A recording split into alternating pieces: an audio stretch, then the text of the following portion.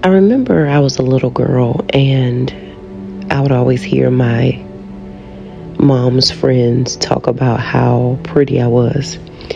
They would always say, "Oh my God, Whitney is so pretty." They would tell my mom, "Oh my God, she's just so pretty. She's a pretty little black girl." That's what they would say, and I would love that phrase because they would just dote all over me and just say how pretty I was. And the thing about it is, I believed them. I believed what they were saying in such a way where even at a young age, my confidence was torn down. And I remember, and I tell this story often, about how I started going to school and the kids in school, they didn't have that same agreement as the adults did. They picked on me, they teased me, they talked about how I was too dark, too black, too ugly. They bullied me and they beat me up. And along with some other chain of events that would come into agreement with those children, that's what I ultimately ended up believing. That I was too black, too dark, ugly, and not good enough. And I remember later in my life, when I grew up, I remember the Lord brought a scripture to me. Matter of fact, it was a few years ago. He said, "Who cut in on you?" The scripture that talks about you were running a good race. Who cut in on you to deter you from believing the truth? And if somebody could put that scripture in the comments, that would be great.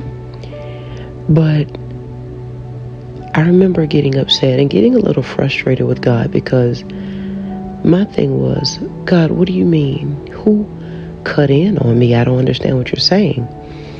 And God said to me, after my tantrum and telling him, "God, I'm a child. This started happening to me when I was a little girl. This started happening to me, before my esteem could be built up." And the Holy Spirit just now, literally in this moment, told me that that's not true. That my esteem wasn't torn down before it was built up. It was torn down after he had already built it up. Through the people who embraced me, through the people who loved me, through my mom's friends, my older family members who affirmed me, even in my young age. God made it in such a way that I would hear those compliments. I would hear those confidence boosters and those esteem shifters in such a way to where I believed them. It made me feel really good. I loved being the pretty little black girl. I loved when they doted on me and hugged me and just told my mom how precious I was. I loved that. And so even in this moment, God is showing me, that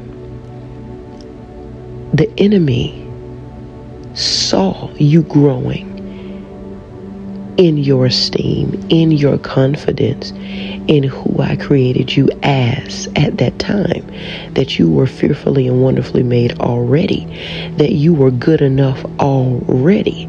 I was building that, says God, in you already. So when I ask you who cut in on you to keep you from obeying the truth, that's exactly what I mean. Because there was a cutting, there was a hindrance, there was a blocking in the path of you following the truth about who you were and who you are. And I would always tell the story, my esteem, and you may read about it in a few of the books, But I thank God for revelation, and I thank God for wisdom as we walk this journey with God. That God is saying your esteem was being built before the enemy came in with the lie. As a matter of fact, that's why the enemy came in. He's the father of lies. And so when the truth was being prevalent and the truth was being poured into you, the enemy came with the lie and cut you off from believing the truth and obeying the truth that you are, you were, and you always have been good enough. You were never too black. You were never too dark. You were never ugly. That's not the truth. But because the enemy knows what the truth does and how you being built up in your self-esteem causes you to follow me, to love on me, and to gradually grow willfully in the true identity that I've called you to be in, he comes in, he persuades you and takes you out of the truth of what God puts you in to get you into a lie so you can start pursuing lies. What does that look like? Pursuing things that will gain you the attention when your originality won't. What does that look like? You start hanging with people you have no business hanging with for the sake of fitting in. You start altering your appearance, the thing that God created you in that is good enough. But because they say it's not, you start altering it into what they will accept. You go into alternate lifestyles and alternate ways of being because you want people to accept you. And you'll do just about anything to get that acceptance. That's a persuasion, says God. And the enemy knows that if he can persuade you from the truth, he can keep you out of who you truly are. Because who you truly are is only found in God. Who you truly are only comes in a sober mindset. And so if he can get your mind, and I have a little phrase you'll more than likely hear me say a lot, if he can get you twisted, tied, and tangled up in lies, in deceit, in the truth about what you aren't and who you aren't, he knows that you will ultimately go far away from who you are and who you were created to be. And so when the Lord began to show me that, yes, I was already building you up in your confidence, in your esteem, in who you were. I was already doing that. But because you have an enemy of your purpose, because he's my enemy concerning what I've called you to do in the earth and who I've called you to be, and that's your original state, your original identity, your original being, and who I've created you to be. He'll cut it off and he'll start planning lies. He'll start planning wrongful ways of perception and how you view yourself. Because here's the thing. He'll beat you with these lies so much that it'll begin to drown out the truth if you're not careful. And how does it get to a point where it drowns out the truth? Because it hurts. It doesn't feel good. And he'll make it so to the point to where it's always being thrown up in your face. You'll have a few friends here, but it'll be more than likely you'll have more people that don't accept you than the people who do. And instead of looking at the 1 or 2 or 3 that do accept you, you'll go along with the 5, 6, or 7 that don't. That's the enemy's plan. That's the enemy's job. And so instead of embracing who will accept you, you start believing who won't. And because you believe who won't accept you, you start doing what you believe will get you acceptance. How do I know? Because I've done it. I've done it. And what does that look like? That looks like you paying attention to what they do to get acceptance. You start paying attention to the class clowns to see how they make everybody laugh. You start paying attention to the girls that wear the short skirts, the tight clothes, the crop tops,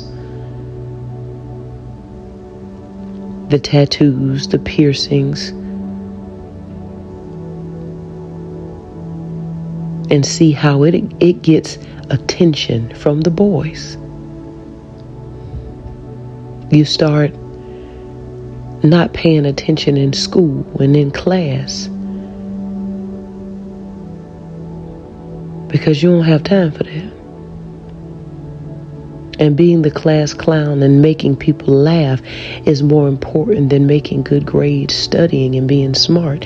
There's two parts to that point, and we'll get to it in another video because I want to touch bases on the fact that when people are taunting you and teasing you and tearing away at you, there is a state where you go into where you start believing that you can't learn. You can't obtain and retain information, and you start living your life as such. And so you don't have time to study because your mind is always on, escaping what's being said to you and about you. And when you do go home, you're not worrying about studying and doing your work and all of that different stuff. You're just, taking a break from all the mess you had to go through all day. And then when you're at school, you have to brace yourself for the abuse and the taunting and the teasing. And it tears away so much at your esteem to where you don't even believe you can learn this stuff anymore. So you don't even try. I'll put that in another video because that's a whole nother situation. And it's valid, it is. But I just want to help you in that area. I want to help you with those points. I do. Because the truth about it is you can retain information. You can learn. You can study. And you can make good grades. How do I know? Because I've been where you are. And now I'm on the other side of it. I'm on the other side of God showing me who I am in Him and Him building me up in such a way where I've gone back to school.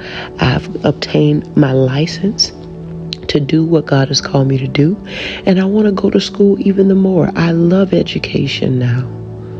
Isn't that crazy? For those of you who can relate to this story about, not believing that you can retain information because of your self-esteem being torn away.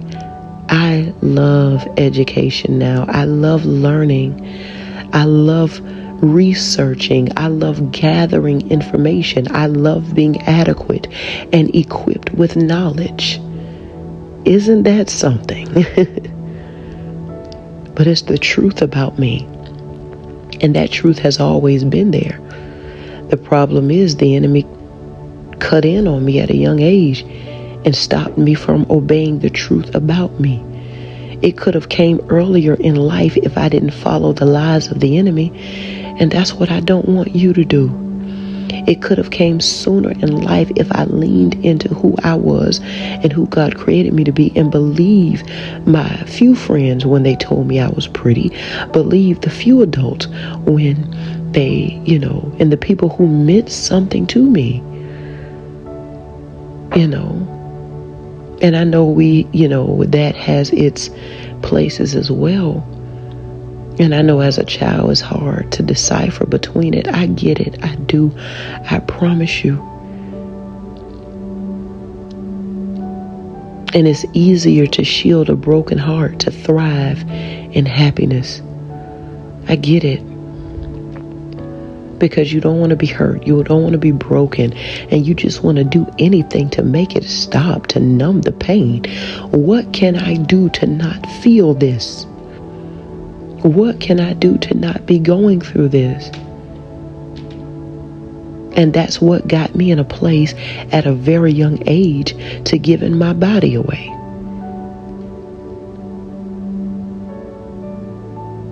If that gains me acceptance, okay, let's do it. If I don't have to deal with the taunting, the teasing, the bullying, the picking on me, then okay, I'll sleep with them. I'll give my body away. It numbs the pain.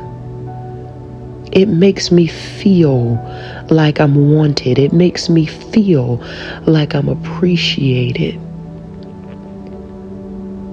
And so I did it. I found what worked and I used it.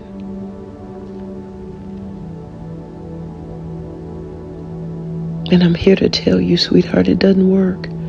It's temporary. It's a temporary sedation, but it's pulling more from you than you could ever imagine. It's distorting more in you than you ever thought possible.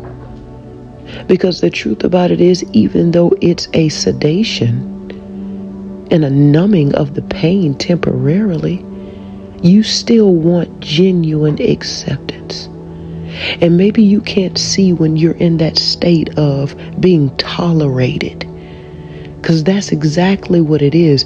There's a fine line between acceptance and tolerance.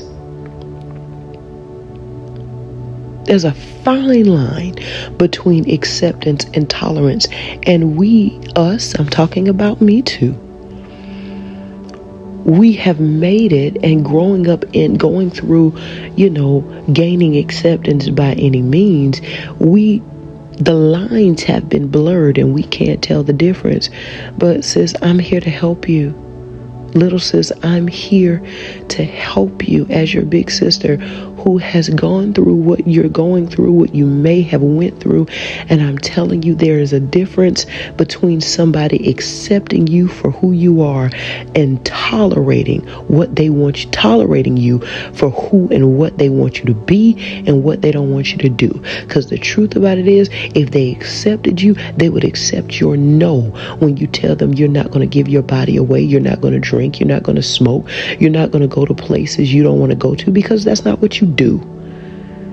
And they would still accept, if they're really for you, they would accept you as their friends still. They wouldn't pressure you. They wouldn't push you into doing things you don't want to do. If they liked you, talking about boyfriends or whatever, if you say you're a virgin, you don't want to sleep around, that's not what you do, you don't want to give your body away, no, he would respect that. If he's really for you, if he's from God, if he's a true friend. But the difference, and I'm going to give you a key, and maybe, a key point, and maybe you can write it down somewhere so you don't forget it, okay? The key way to find out if somebody is for you or not is if you start telling them no. When you start telling them no, that you're not going to come out of your originality into their falsified acceptance, into falsified toleration, that when you start telling them no, that you're not going to dummy down or discard who you are just to become who they will accept, I promise you, you will begin to see who is for you and who is not. Friendships, relationships, whatever the case may be, because a true friend accepts you for what you really are and who you really are. A true potential boyfriend or whatever, I get it. You're young. I get it. I've been there. But let me help you decipher something. A true person who is for you, once you decline their offer, once you tell them no, once you stand your ground in what you will and won't do, you will know they are for you by two things. They're for you when they accept it, and they can still be your friend. They're not for you when they start to taunt you and tease you and pick on you and disrespect you and ridicule you for making a right decision. What does that look like? Oh, they calling you lame. They calling you scary and all kind of stuff. They start saying how they really feel. I hope you're getting this, sis. I'm trying to help you. They start saying how they really feel about you. For me, that looked like when I would decline their offer, when I had the young guys and, they would come and try to, do what they do. We know. And there were some that I didn't want like that, and, they would tease me. They would revert back to teasing. Oh, your black behind. Oh, whatever, man. Dark self and all. They'll use the cuss words. We're not going to do that. But they will revert back to how they really feel. You catch my drift. Whatever the flaw or area of not enoughness is that the enemy puts in our face and get people to pull on to keep us out of our originality, they revert back to that and start throwing that up in your face. That's how you can tell they're not for you. That they was just tolerating you to give them what they want, to do what they want, to be who they wanted. And the minute you stand your ground, that you're not going to do that, that you're not going to be that you're not going to alter who you are and what you like for the sake of being accepted by them, that's how you can tell who's a true friend and who's not.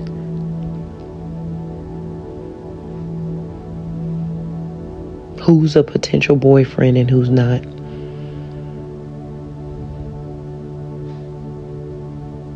Who's a potential bestie and who's not.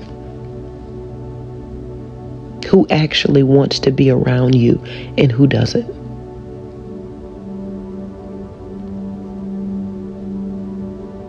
And so I'm telling you, there is a place in you where your esteem was being built up in some way, form, or fashion. Maybe your story isn't like mine. Maybe, it's the other way around. Maybe it's totally different. But I dare you to reach deep down on the inside and find out where you were being built up in your esteem, that God was using people, friends, I don't know, actors in movies or whatever. I can relate to movies too. To build you up. Even the princesses in the movies, Pocahontas and all that good stuff. In the movies. Remember, as we were little girls, we wanted to be as pretty as Pocahontas and as a princess and all these different people. And all these different pretty figures. We wanted to be all of these pretty figures. And we believed we could. We would dress up like them. We would put on our little shoes, maybe our mom's shoes or whoever, our little princess dresses. And we would just dream so big about just being so pretty and so accepted. I want you to start dreaming again. I want you to go back to that place of innocence, and it may not be easy, but I want you to promise me that you'll at least try. Matter of fact, I can guarantee you that it won't be easy, not all the time. But I want you to come out of the lie and the persuasion of the enemy that somewhere along the line you were cut off from believing the truth about you. And that truth is that you were fearfully and wonderfully made, that God took his time and he made you perfectly for your purpose that he's called you to, for the people that he's called you for, and for the things he's called you to do. And so I really hope that this message, and there's so much more that we're going to talk about and that we're going to discuss. But I hope that you find something here that can make you say, let me just consider a time when I felt like I was good enough, when I felt like I was worthy, when I felt like I was enough.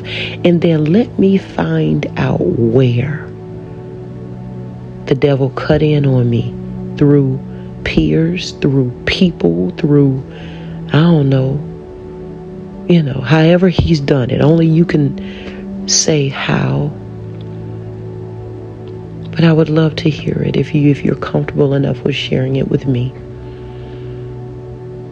And so, I love you all. I'll talk to you soon.